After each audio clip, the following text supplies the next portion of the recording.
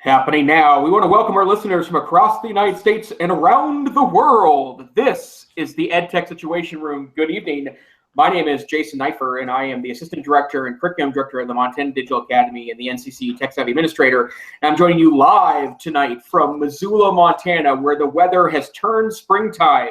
After last week's had to wear long underwear on Monday to walk to work, to 83 degrees last Tuesday, spring has finally sprung. So I'm delighted to join you from a nicely temperatured Missoula, Montana. And joining me as always, Dr. Wesley Fryer. Wes Fryer, how are you doing this evening? I am fantastic, and we may be hit with severe weather in about 45 minutes. This is our radar. We've got 2 tornado warnings to the south of us, and my daughter's like, what? But it's a ways south. Dance has been cut short. Normally my daughter, our older daughter, comes home 30 minutes later. So coming to you from Oklahoma City, Director of Technology at the Cassidy School. Delighted as always to have a chance to rub minds with Jason and hear his wisdom and ooh, there's the thunder. And just, you know, for me, this is so fun. It's almost, it is like being in a course where you have to do readings every week, because I am finding myself trying to stay more abreast of things so I can sound, you know, at least maybe a third as intelligent as Jason will sound on every topic. So that's quite kind of you, but I think it's the duality here that makes the podcast work. So we have lots of exciting articles this week, and as usual, last week we actually ran short. We ran long of articles, which is kind of our MO. So, Wes, where would you like to start us off tonight? Okay, well, there's a few new ones that I'm going to be dropping in, but let's see. I guess. Let's do the Apple to launch today at Apple retail session. So this is an article from Apple Insider, and this was on April the 25th. And I think I might have said this in the show. I know I've said that we have both an Apple store and a Microsoft store here in Oklahoma City. I think we've had one of the smaller Apple stores nationwide. Well, fortunately, we were one of the first to have a whole new layout. Now, I was hoping they'd be like the Microsoft store that has some of the coolest digital signage, because all up and down the store is like, you know, continuous screens. But I don't have the statistics with me, but it is it's the largest monitor I've ever seen that's on this one wall. And anyway, this is supposed to start in late May at select Apple retail stores. And what it says Apple is trying to do, and again, this is Apple Insider, so this is a rumor site, but this, you know, is coming from credible sources. They're going to do things like Teacher Tuesday to invite educators in and to try to do a lot more informational sessions, to have people using Apple products come and talk and kind of show what they're doing and how they're using the software, and trying to make Apple stores more of a place to hang out. Actually, like Starbucks. Now, obviously, there's not food and drink to consume, so I don't know how all that plays out. So maybe you go to Starbucks first and then you show up at the Apple store. But I think that's great. I've definitely recommended to people who, especially some older adults who want help, you know, to do the Apple one-on-one training and sign up for that kind of thing. I don't think I'm going to really bring this to fruition, but an idea that I'd had years ago was to have a learning cafe, and you could have, you know, a menu of different things that people could come learn how to do with their smartphone or with their computer, because, you know, people who are doing podcasts and you know, watching YouTube, and my daughter's looking at me now. I mean, she's learning stuff all the time about, you know, about drawing, about YouTube, about, you know, stuff that makeup, all kinds of stuff that interests her. So right. What do you think, Jason? If you were able to go to the Apple store to Teacher Tuesday or to take advantage of something, you think that's appealing at all, or what are your thoughts? I do think so. And in fact, I don't have, the closest Apple store to me is a 3-hour drive from Missoula, Montana. So an Apple store is not part of my weekly or even yearly reality. But the bottom line is that no company does retail like Apple does. The fact that you can walk into an Apple store anywhere on earth and play with a device, basically unlimited amount of time. And the reason why I know it's unlimited, because I've actually gone into Apple stores before and worked for a half an hour before, that when I was traveling and only had a device that had limited Wi-Fi access or no access at all, and I'm talking about being in Canada, the bottom line is that I could go into an Apple store and work for 20, 30 minutes, check my email, deal with ongoing issues at work.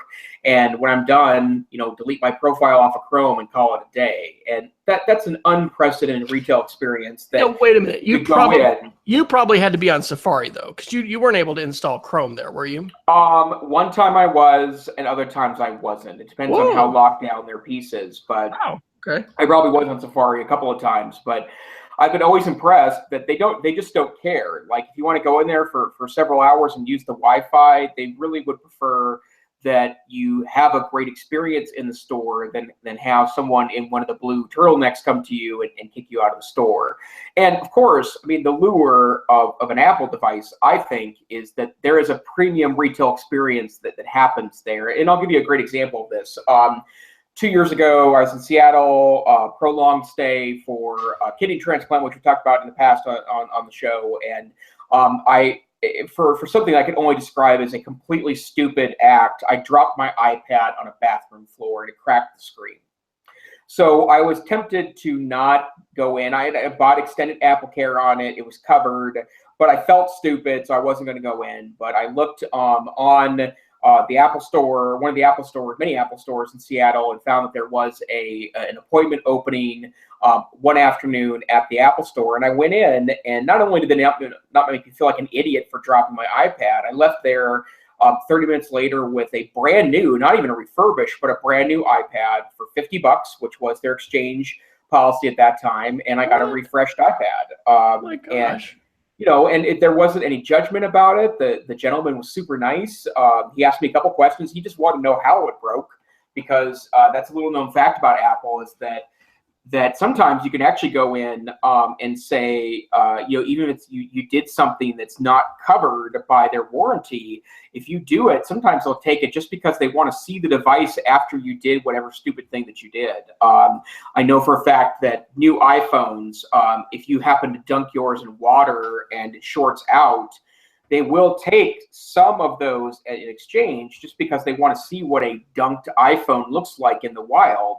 And that notion of customer service is really unprecedented anywhere else in the computer industry. And the fact they want to extend that by making the Apple Store a cool place to hang out, not that it isn't already a cool place to hang out, but they're extending that ethos.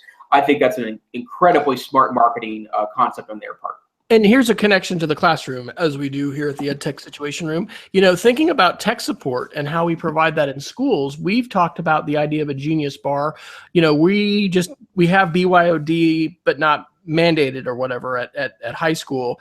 So it really varies, but a lot of kids having devices. But as more students bring devices, and as more teachers are relying on that, and if at some point that changes where there's some kind of a requirement, a Genius Store sort of approach where students are able to bring their devices, or teachers and able to get help, has a lot of power. And I was interested that Apple, for our newly designed store, has changed their rules, because you used to always have to have an appointment or you couldn't see an Apple Genius. Now there's this massive screen on the wall. In fact, I think I might have a picture I can put in the show notes.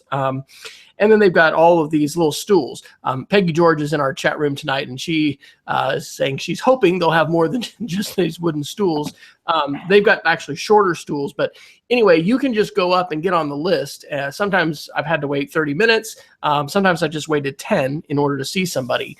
But it's pretty interesting. And this idea of where do I go to learn new stuff, and also to get my stuff fixed. Obviously, they've got a unique mix going there with their devices and all of the profit that's made. But excited to see that. And if anybody who's listening has any kind of Genius Bar or anything like that at school, or is tackling tech support for students or utilizing students in that way, that'd be just kind of an interesting thing to know about, because I think that we all have needs for just-in-time support, and sometimes it's how do I fix this thing, but a lot of times also it's how do I do this thing, and it's a good thing to have those resources to turn to. Absolutely. While we're on that thought about providing a world-class experience to support your teachers and learners in your buildings, I think it's a wonderful model to go with, and something I've always been a big fan of that I always thought would work really well in a school, and I haven't seen a school attempt it yet. I'm a real big fan of the notion of co-working, and co-working is the idea that you can create a series of open office spaces that are rentable by the day, week, or month, where you can come in with your laptop, get access to great Wi-Fi, have a nice comfortable table or desk to work at, free coffee and soda and bottled water or big bottled water in a location. And it's essentially the coffee shop, but in a supported area where you don't have to feel like you need to lock your laptop to a table. And in fact, I've been to co-working spaces in probably, I think now, almost double-digit numbers of communities across the United States. I've always thought the co-working space model could be a really amazing way for a school to open up a space after school from like 2 to 7 p.m., for example. You have a staff member available. You have students to provide tech support. And I'd like to see teachers and students both utilize that kind of space where, there's a big urn of coffee, there's beautiful Wi-Fi, there's good, comfortable seating, and there's kids coming in and out, there's tables they can work at. Kind of what I think a lot of librarians are trying to turn the school library into, that those librarians that are noting that you could be mixing books and collaborative working spaces in one location. A co-working space in a school makes a lot of sense, and that's what I think Apple is essentially trying to create here. Now, not to be, negative Apple guy, but it is interesting to me that Apple's going this direction, because it suggests to me that perhaps, traffic is down at Apple stores. And so they're trying to reignite some of the energy and passion behind that. Of course, Wes is giving me the kind of side shake there, but, it's interesting that they are trying to reinvigorate the model. Well, this is the innovator's dilemma, right? When you're on top of your game, it's a big challenge to continue to innovate and figure out how to not just, stay still. And, anyway, that's what Clayton Christensen, I think, has written about the innovator's dilemma. So I'm glad to see them hopefully continue, hopefully they'll continue to innovate and be creative. And I love that idea of co-working. During the 5 years that I was an independent consultant, which sounds extremely sexy and exciting, but it was very challenging, especially with regard to healthcare, and just, regular income is a really nice thing. I jumped into the co-working community here in Oklahoma City, loved it, and joined one of our co-working groups, and, was just doing the social membership. I didn't have my own room or whatever. Our son, who actually just came home today from Colorado from his first year of college, when we visited, we ended up finding a co-working space that actually a local church had put together. And I love the networking, right? Because not only is it a place to go and have Wi-Fi, but it was a place where they had events. They had little classes, kind of like what we're talking about with the Apple Store. Some people did some podcasting things. I mean, they had a deal for kids and adults, and that's where I learned how to do LED light painting. So we had the LED light with the, I don't know if it was AA battery or whatever, but you use the electrical tape, and then we went outside and we had either our app on our phone, which I still have, called Slow Shutter, and that opens up the lens, like bulb or whatever, and then you can paint with this LED pen at night and create, cool effects and stuff. And anyway, it was just like a really nice nexus of creative techie nerds that, would get together sometimes for common purpose, but it also had a space to rent. I taught some classes down there. It was very affordable, and it's just a cool space, right? It was very googly, it was, colors were, the furniture was awesome. That was where I saw my first Keurig. It was just cool. So I love that idea of schools. I'd love to know that. Is anybody's school? That sounds like something Kevin Jarrett would be doing in New Jersey, is having his makerspace, be like a co-working area. Certainly there'd be liability concerns and all kinds of other issues. But when we talk about schools and this idea of expanding the walls of the classroom and serving the community and looking at ways that we're reaching different constituents and welcoming families, wow, that's a pretty cool idea. Certainly somebody is doing that already. If not, they need to be. Sure. I would hope so. And I just want to give a shout out to the co-working space that I utilized in the 6 weeks I was in Seattle a few summers ago for my medical stuff. It's Office Nomads, just located in downtown Seattle, and it was an oasis for me that I could work. And my work during the time I was off from work was more like, writing long blog posts and working on stuff that wasn't directly related to my day job. But it was just an amazing, really wonderful space that I could go and work and have wonderful Wi-Fi, not have to worry about my laptop getting lifted when I need to go to the bathroom. And I just can't stress it enough. And I've always thought that a school could do something like this for students relatively inexpensively. You're probably looking at spending, some time to hire a staff member to hang out in there to, quote unquote, guard the space, till maybe 6 or 7, 8 o'clock at night. But I think it's a really worthy model. And going back to the original article, I think Apple is trying to capture some of that mojo. They've never been ever discouraging of people utilizing their space to, play with tech. And of course, that's what we're really all about. Absolutely. All right. Where are we going to go next? Okay. Well, I'm actually going to steal one of your articles, Wes. I want to look at the Forget Digital Natives, Here How Kids Are Actually Using the Internet. And this is from the TED blog, and I actually read this article last week myself, and I'm glad you threw it in this week's notes. But basically, Alexandria Samuel, who labels herself a tech strategist and writer and speaker, and has some expertise in social media. And the idea is that that she labels the digital natives narrative as dated. And now we need to move on to new ways of seeing kids inside of classrooms. And I'm not sure if we actually have had the digital native discussion here on EdTech SR, which would be interesting because obviously I would imagine both me and Wes have, Wes and I have interesting views about this particular important issue. But let's start off with the article, and then we could dig a little bit on Mr. Prinsky's model of digital immigrants, digital natives. So first, Wes, what were your impressions of the article?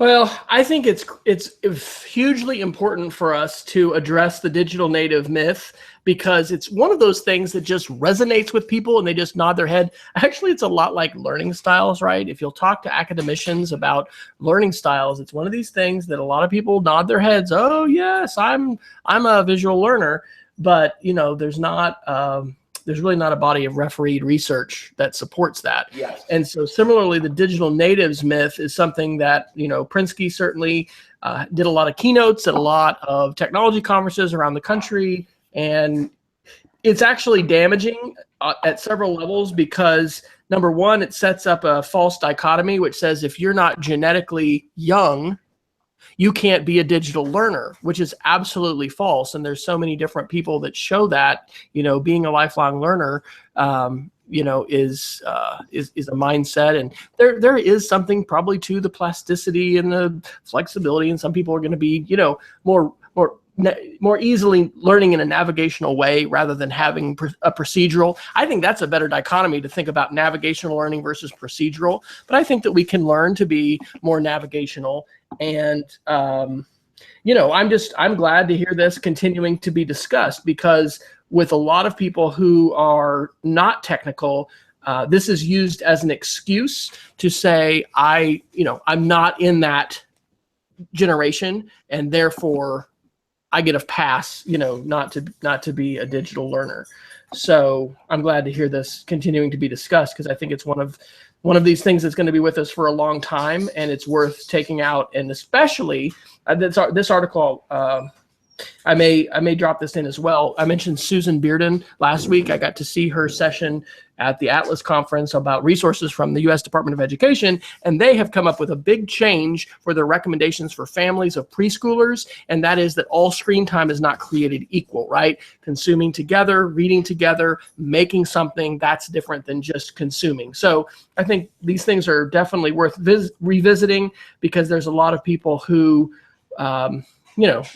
may hear this and nod their heads, but maybe not think as deeply as they should about these issues. So did this article bring out anything new for you on this subject?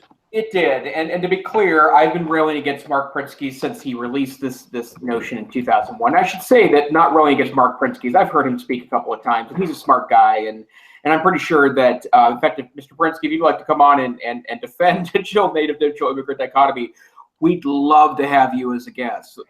Rest assured. But the bottom line is that I've always thought it was a bankrupt notion to tell professional teachers who are smart, thoughtful professionals that they are essentially incapable of dealing with technology as much as someone that is a relatively novice learner. And so that I've always approached that with some suspect, because I've always felt that dichotomy was both unusual and not productive in thinking. But I think that, other than the fact that there's no research behind it, this article has been cited tens of thousands of times. Google Scholar says that Pritzky's original article in 2001 on digital natives has been cited 17,274 times. So we know that we're talking about an often repeated notion, and what I would call the mythology. But there are a couple of really interesting claims in the article that I think are really important. One of them is that digital orphans, the idea of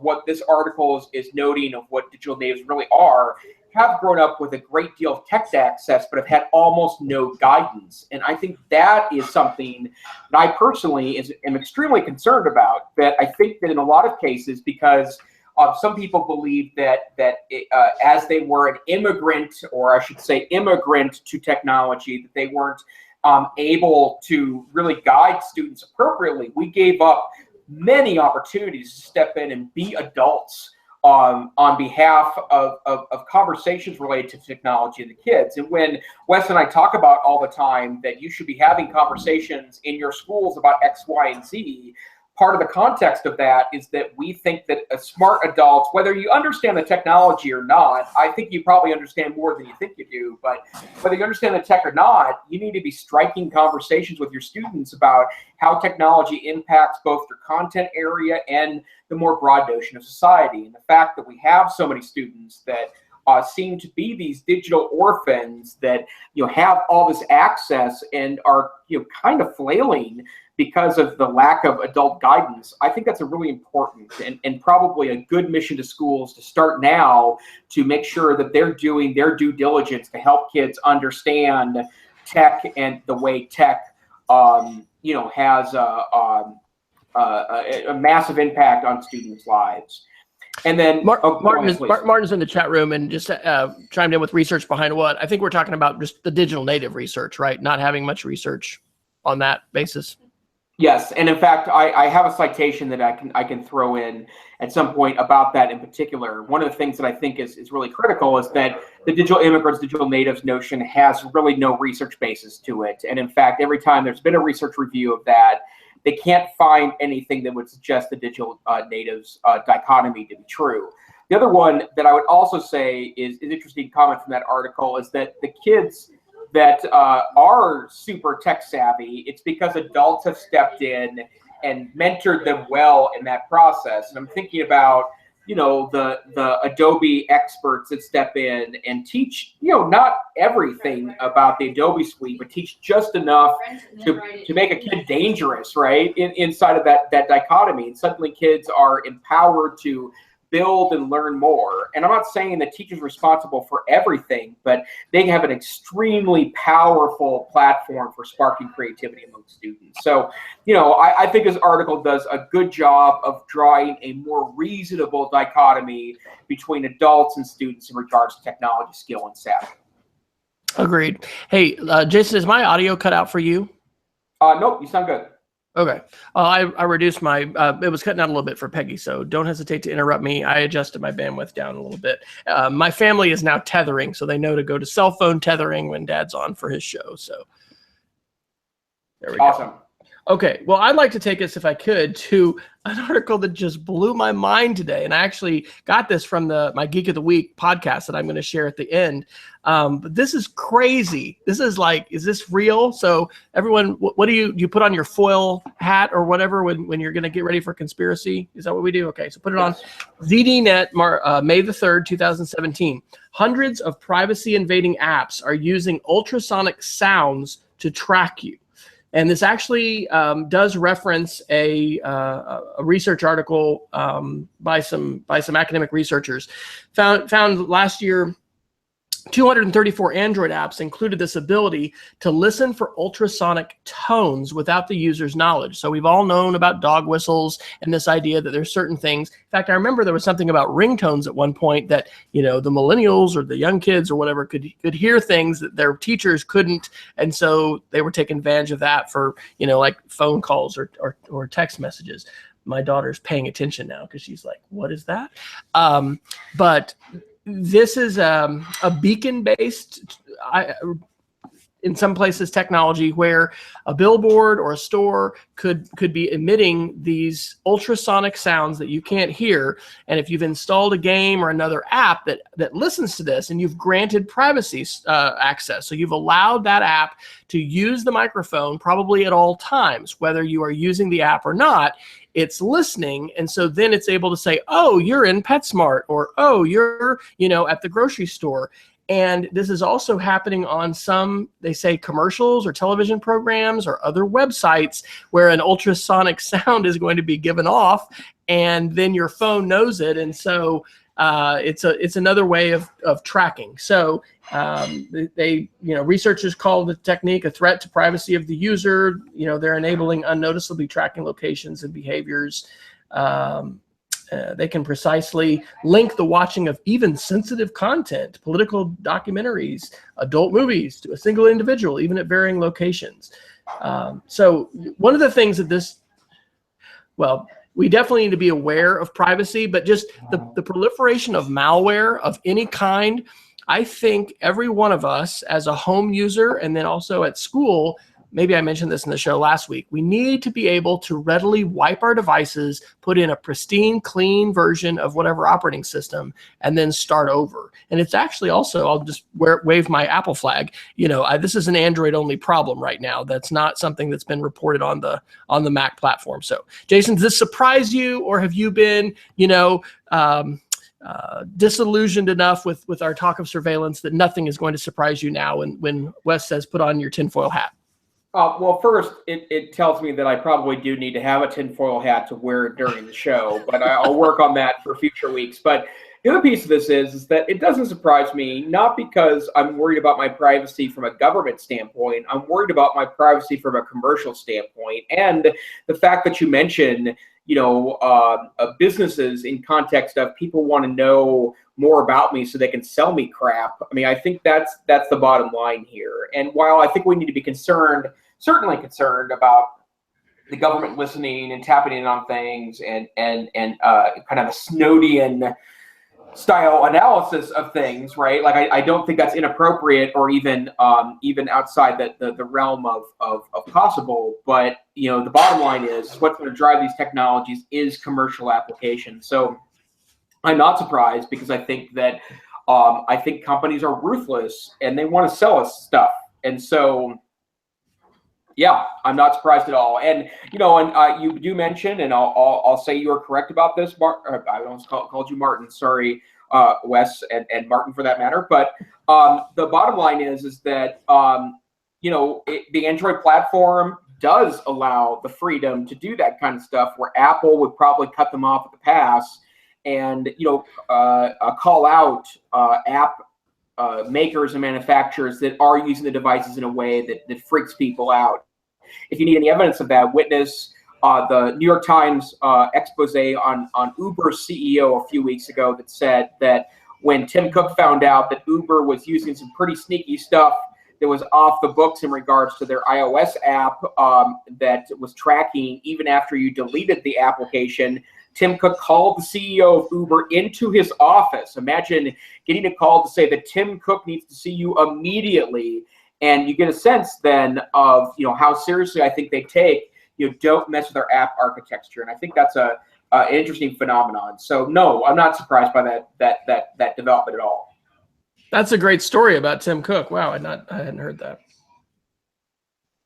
So I think we need to be concerned about it. And again, it goes back to the fact that, at some point, I would think this discussion has to come to a head, like some sort of, in the same way that the airlines are now facing increased scrutiny due to the situation regarding the doctor passenger that refused to get off the airline and was, ultimately dragged off violently from an airplane. And now we hear stories every single day about X, Y, and Z airline mistreating passengers. I think that's going to lead to better customer service from airlines. At some point, there's going to be a critical mass of these stories of people, that probably should have known but didn't. That their privacy was being violated in a way, perhaps to build commercial value. And enough of those stories happen that creates a critical mass to where we start fighting back as organized consumers. Absolutely. Peggy has shared a link. I just retweeted it, and she put it into our chat for, this is Kim Commando, my mother's personal tech Yoda that she listens to on the radio all the time and reads her newsletter. The article is, and I'll put this into the notes, have one of these smartphones, your bank details, passwords, and photos could be stolen, from May the 10th, 2017. And reminders that, Android users, especially those that might root their device, not be using the App Store, are at risk. And it's, I don't know.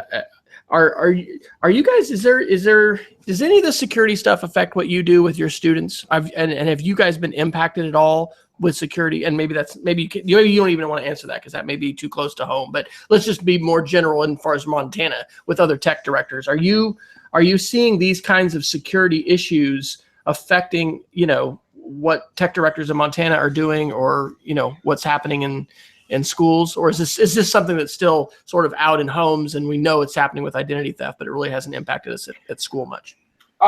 There have been a number of instances that have been reported on in the Montana media where privacy was an issue due to user error. And of course, last week's Google Docs, malware explosion did impact a number of schools in the state of Montana, like they did everywhere across the United States, because of how. But that didn't actually do anything, did it? I mean, wasn't it just like it spread, but it didn't really deliver a payload? From my understanding, yes, it was self-replicating, but that really was the extent of the risk of the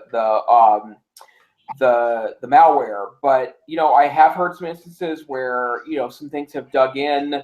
I haven't heard of any open instances of this, but I'm pretty sure that ransomware, the concept of a piece of malware installing itself and demanding X amount of money to get access back to critical files, has probably impacted a district. I know it has. Hospitals across the United States have been impacted by that, and a couple of banks too. But the bottom line is that we are in a new era of malware and unsavory characters that are looking to hack your data for profit. And so, user beware. And think about ethics and how you're going to tie that into your STEM curriculum and your computer science curriculum. We were meeting today, and we'll meet again tomorrow, talking computer science and some of the hardware and software things we're going to do for new courses. We've said this before on the show, STEM ethics, bringing in these articles, case studies, things like that. We need our coders to be ethical coders and white hats. So yep. That's a layer there as well. All right. Awesome. You want to take it somewhere else? Yeah, sure. Let's go to Delane very briefly. Let's talk about IoT and fancy routers. I think both those stories are the same. Let's start off with I'm sure what is probably an obvious article. May 9th CNET article talks about how Amazon Echo is still the dominant home assistant over others like Microsoft and Google. What's interesting about Microsoft is that I think they're working on a standalone Cortana assistant, but Google, of course, has the Google Home, and it's something that I will say that I wouldn't say it's changed our lives, but my wife and I, between the two of us, use it every single day, and we're starting to slowly and surely put on smart plugs around our house. We're up to 4 now, where you can turn on and off various devices using either our voice or applications on our phones. And the reason why we like using those is because you can set an automatic off time.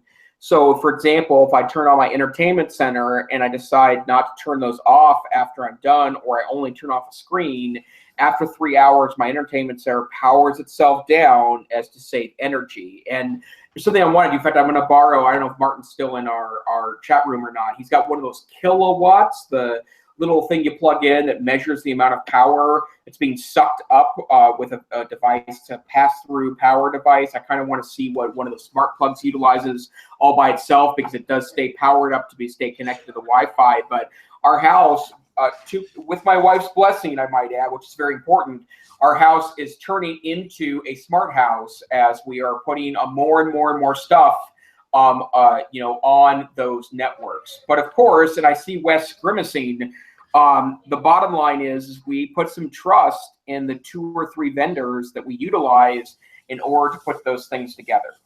Yeah, keeping in mind, for security. My wife and I on Sunday went to see 4 different open houses in our area because that's a thing she loves to do. We're not in the market. It's always interesting to see. And one of the realtors talked about the smart home features and anyway, I was just kind of grimacing because I was like, and are you going to say the word security at all? And it was just like, and it's just going to be so wonderful when we have all these things that are connected. And maybe that's going to add some convenience to your life. But yeah, I don't know. I don't want to just make this the security show. I probably sound like a broken record, and I'm going to get kicked off the show for saying security too much. But I'm glad to hear that you've got faith. And are you investing in Google, I would guess, specific IoT devices? Yes, all of our IoT devices but one plug right into the Google Home. And I will say, and it looks like Apple's dealing with this now, and the other article that I think you posted for this week, Wes, is that the good people at Apple Insider are reporting that Apple's finalizing their design of their Echo rival that's based on Siri. And I think it's really smart for Apple to go in that direction. I think that at one point that philosophically they were more about IoT device, or I'm sorry, the phone being your IoT device, right? You talk to Siri via your phone. Your phone is always with you theoretically, and so you're going to then smartly put Siri in the place where with the device you carry with you. But I think that Amazon has proven quite definitively that the Echo can be the device that you talk to, whether it's your phone or not. And so I think that the idea of a standalone device is really important to the future of these intelligent personal assistants in the home. 2 items from the chat room. Peggy pointed out that the article, the Kim Commando article, is not talking about malware that installs on Android. It's actually a built-in vulnerability, which they estimate up to 45% of Android users worldwide are affected by this now. And so that's why she's saying, does your phone have it? And it's another reason to be updating your device. That's a good thing. Apple gets these high percentages of folks that tend to get to the latest, operating system pretty quick. And anyway, check your Android phone, because you may not have downloaded malware, but you just may need to update your system. And then Ben Wilkoff has just put in an announcement talking about Internet of Things and home assistants. The Echo Show.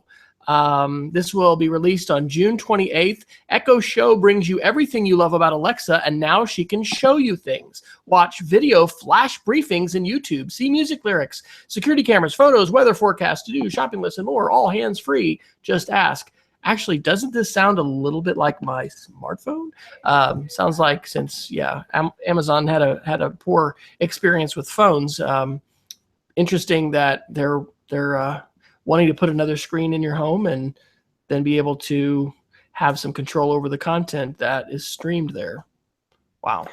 And the other thing I would say about that, the reason why I had noted about that, the new Echo Show, was that a lot of tech blogs make fun of that there didn't seem to be a real reason to have a video screen Echo other than the video conference concept. And then I've seen some people that are not, A-level tech bloggers that have said that they wouldn't mind an extra screen in the kitchen, for example, to watch videos and things. So I think there's probably more market there than maybe meets the eye, but certainly an interesting concept. And Amazon's unafraid to put out things in the market that may fail. Remember, witness the Kindle phone or Echo phone, or whatever they're calling the Amazon phone. The Kindle phone was a flop by every stretch of the imagination. Even though it had some interesting and unique features to it, it died. So Amazon might be putting out something that's eventually not going to matter. In this series of articles, you mentioned fancy routers, and we've got those in number 7 of the show notes now. Wired Magazine, April 13th, your home's next must-have accessory is a ridiculously fancy router. And then an article called The State of Security in the Connected Home by Luma, who is a manufacturer of one of these smart routers like the Google router that Jason has. And that was on their Medium blog from back in November of 2016.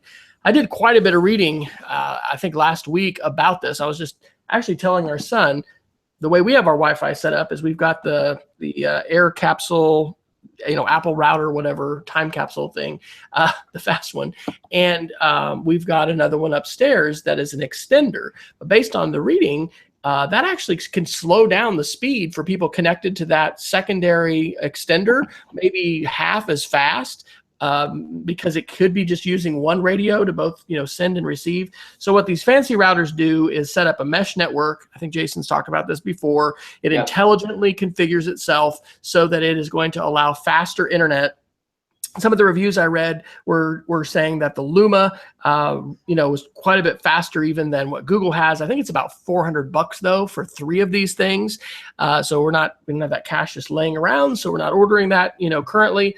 But the idea of an app and being able to have some, quality of service prioritization. Hey, it's time for the video conference. It's time for, whatever. We're all going to watch a show in the living room. Being able to do that on an app. Limited utility for us, like being able to cut off Wi-Fi. Not as big a deal with our teenagers because they have our phones. Like I said, they're tethering now when we're on the show. But do you still feel good about your Google router purchase? And are you telling other people about that, Jason?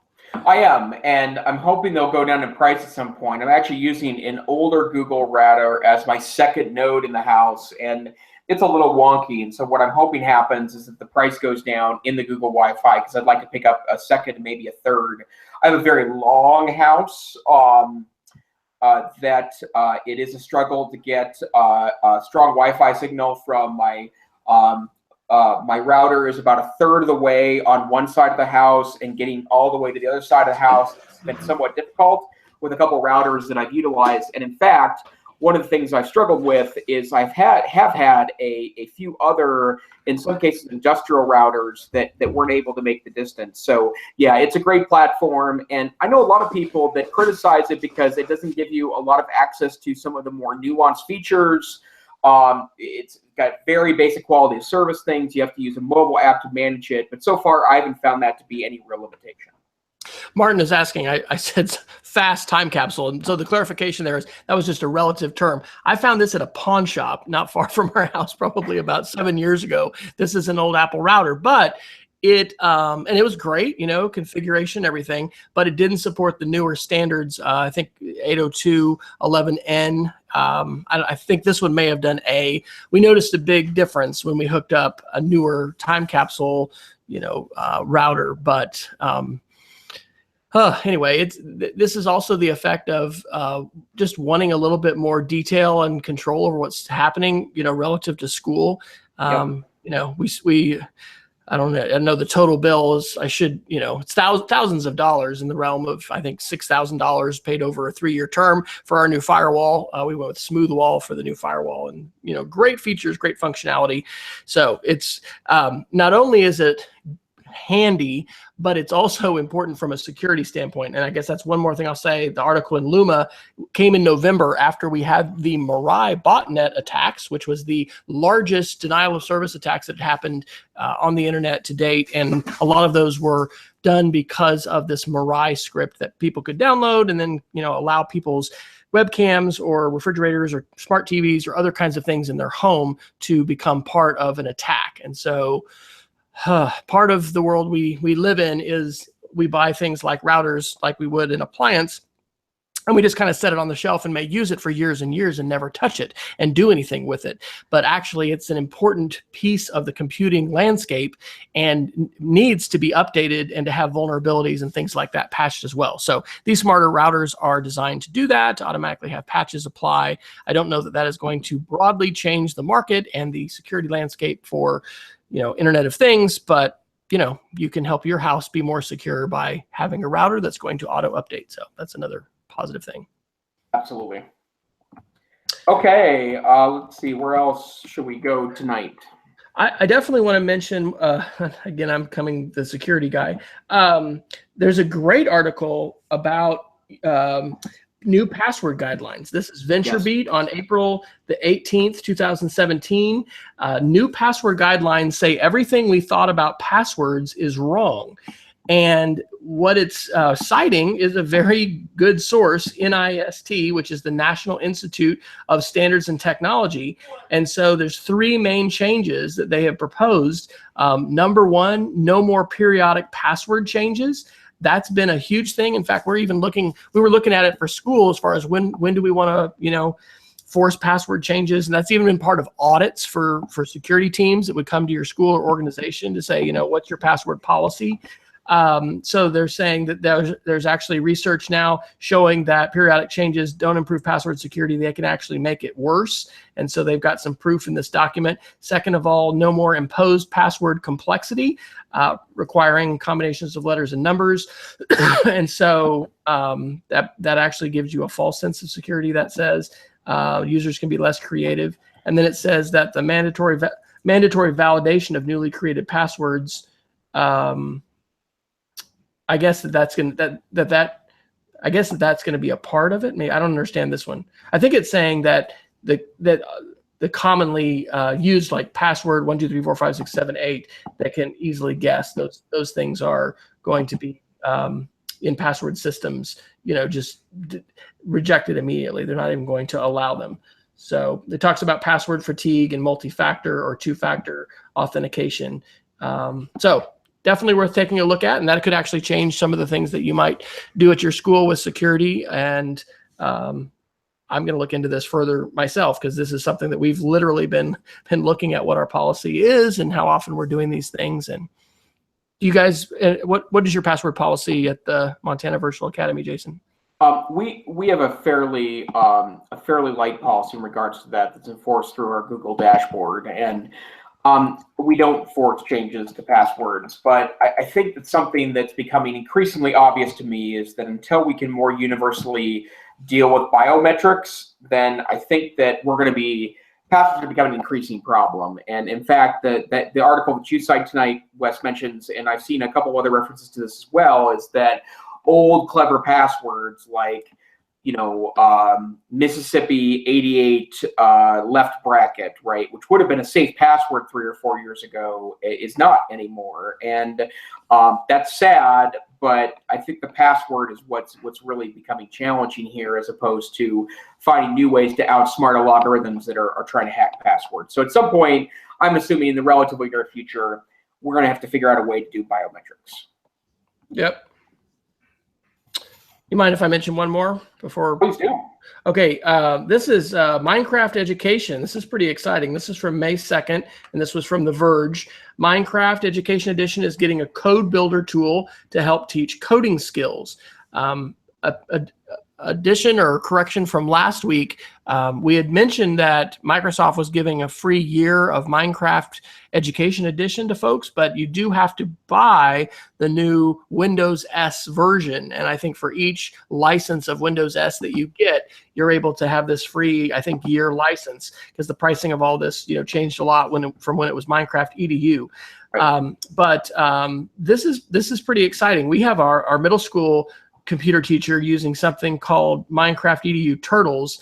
And actually our daughter, 7th grade daughter, really enjoyed doing this, where you're writing code that makes the turtle, do different things, whether that's mine, or she made one, I think, that creates a tree, but it allows students to learn coding and computational thinking within Minecraft. And so I'm interested to check that out further. I don't know whether that will push us over the edge to say, yes, we'll sign up for this, just like Adobe and everybody else who wants to have cloud-based software and have you license it and pay every year versus you own it, forever. But the video is definitely worth watching, and it's called Introducing Code Builder for Minecraft Education Edition. Few things are as motivating to some students as Minecraft is, and the opportunity to build and create. And it's definitely a wonderful open-ended sandbox environment for all kinds of curricular connections. So, Absolutely. And Good. well, Martin's just posted his password, by the way, in the chat. So if anybody would like to hack him, he's got it in there. Martin posted his password. I don't think it's not real. Oh, Mississippi 88 bracket. Good.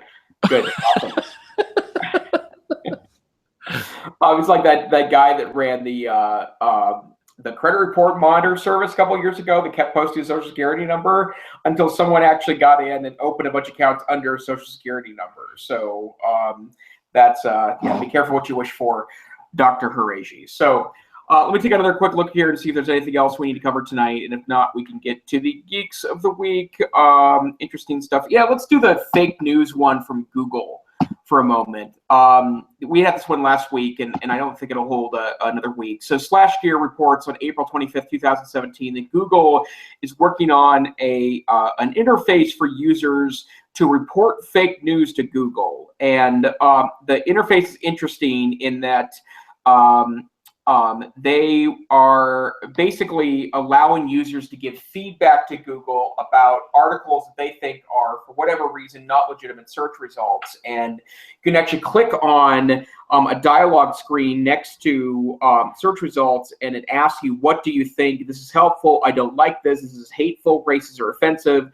This is vulgar or sexually explicit. This is harmful, dangerous, or violent. This is misleading or accurate. Comments or suggestions. And then you can send that to Mother Google for consideration. And obviously, this is an important part, I think, of the search engine phenomenon that people with nefarious goals will oftentimes put in, well-crafted search engine optimization to put things that are less than factual at the top of search results. But it also goes back to that some cases, offensive is in the eye of the beholder, racist is in the eye of the beholder, sexist is in the eye of the beholder. And while I personally think that there probably is a lot of sexist, racist, classist rhetoric that passes off as news in the fake news era, it's interesting that how much do you want to bring in the majority of opinions to help guide whether it belongs in a search engine. So I guess I'd start with this, Wes. Good step, bad step, or useful or not useful? I'm very happy to see Google stepping up to try to creatively address these issues. Just like, it was disappointing to see Facebook initially say, what? We're not a media company. We don't have responsibility for this. I mean, I don't know that we want to totally get into the James Comey firing of yesterday, but boy, has cybersecurity issues of, hacking, fake news, all of this been just totally catapulted front and center in the mainstream media. And so while we all need the good crap detector that, Neil Postman talked and wrote about years ago before the internet and when TV, we were still mostly worried about kids watching too many hours of TV, per day versus other kinds of screen time. I'm glad to see Google doing this. Again, we need our coders to be creatively applying their skills and knowledge, not just to figure out how to better market to us and how to increase profits, but also how to make just the world a better place. And I have drank the Google Kool-Aid, and I tend to think they don't want to be evil. So I'm glad to see Google doing this. But like you, I'm also interested to see how this kind of crowdsourcing is going to, how effective it's going to be. You I think talked with Martin a few weeks ago, maybe it was 2 weeks ago or whatever, about just comments and trolls on the local paper, right? And how they have not been able to successfully find a way to address that, so they just stopped the comments. I'm glad to see them trying to creatively address this, and maybe AI is going to play a role in this too, right? We've probably had articles on here about how when machine learning turns its attention to people, it learns bias, it learns sometimes how to cuss, how to do different things that are unpleasant. So do you think this is a good and positive step? I do think it's a good and positive step. And, I think Google needs to be careful. I hope they put together a set of rules on maybe minimizing things based on crowdsourcing that they can share. I realize that they won't, nor should they, give away their logarithm, because that's the magic sauce that makes the Google search work. But it is I would say that no matter what your political beliefs are, there's 30 or 40% of people in the United States that think that your political beliefs are not just wrong, they're offensive. And I don't care if you're liberal or conservative. The bottom line is a good percentage of people think that you are out to lunch when it comes to your political views. And so, we need to be careful in a pluralistic democracy in how we create those tools in order to, create a sense of debate and balance in the way we approach issues in the United States.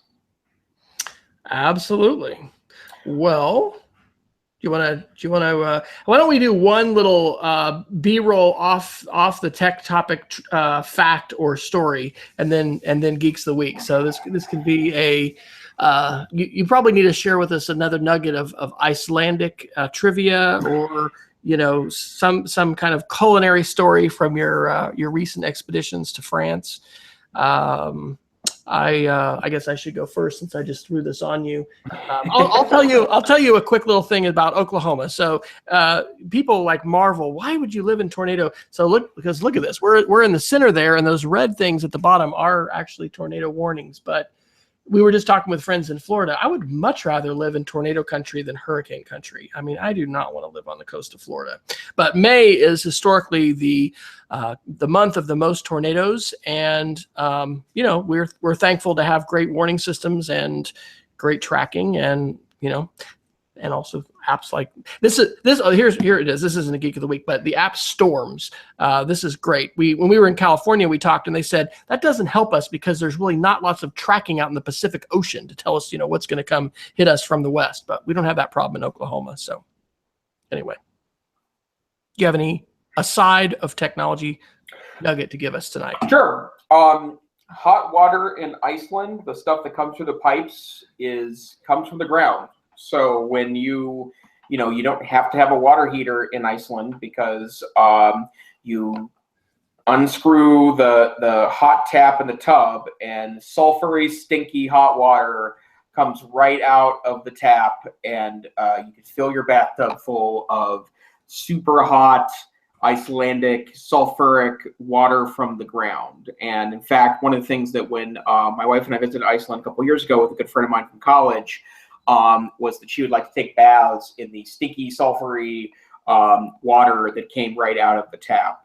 And there is a spa basically in every neighborhood, full of hot tubs and I can't think of the word that I'm thinking of right now. Saunas and when hot water comes from the ground. Geysers. Geysers is also it. Why can't hot pools, springs, hot springs? Hot springs. There we go. There's hot springs in basically. Hey, look at that. See, ladies and gentlemen, if you are listening to the audio, you didn't benefit from the Pictionary high quality visual. Jason back and forth, right? Yeah, it's coming down to the ground, but it's one of the things we loved about Iceland, and something that we really want to do is we went in August. I think it was August 2013 is when we went to Iceland, and it was cooler there than Montana. It was actually historically hot weather in Montana in August 2013. So we were very excited that we left Helena, Montana when it was 109 degrees, and we got off the plane in Reykjavik, Iceland, and it was 61 degrees. We were thrilled that it was that cool outside. But we really want to go in the wintertime sometime when it's dark and cold, and apparently folks in Iceland like both hot coffee and also a stiff drink during the wintertime. And so hanging out in the neighborhood hot springs, and then having either a nice hot cup of coffee or perhaps a hot drink that we love Iceland. I think Iceland's been maybe one of my favorite trips. Awesome. All right. I go first for geeks, or you want me to? I can go first. I want to share with you tonight, hands down, my favorite tech bag. I get asked this a lot. I carry around one of the 511 tactical bags, and I own 3 now. That these are bags that are really not intended for geeks. They're intended for people that like to carry around concealed weapons. But 511 Tactical is a manufacturer of tactical equipment intended for outdoors people, military folks, police. But a couple of years ago, after a ton of research, I bought a 511 tactical bag that was it was the Rush 24 backpack. And what I liked about it, and a bag is very important to me when I travel. My bag is my office, so I need to be able to carry my laptop and equipment I need to be able to be productive anywhere around the world in that bag. And since that time period, I've purchased two others. I have a what's called a Rush 12 bag that actually I bought off of Martin Horaci, who I think might still be in the chat. When I say I bought it, I seized it from him. I have not actually paid him any cash for that bag yet, so I'm sure he'll remind me of that sometime soon.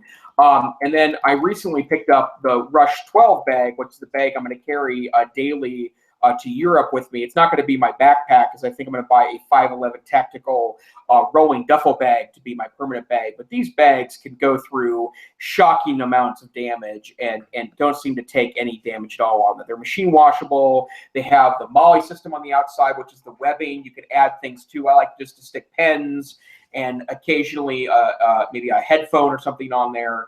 But if you're looking for a nice quality bag, I put two links in the notes today. And by the way, you can get all the links to the articles of everything we talk about EdTechSR in our website, edtechsr.com, where we post our linked document that we use to communicate back and forth. You can oftentimes see links that we didn't have time to go through, but a link to the 511 Tactical store, and then also the the Amazon.com store.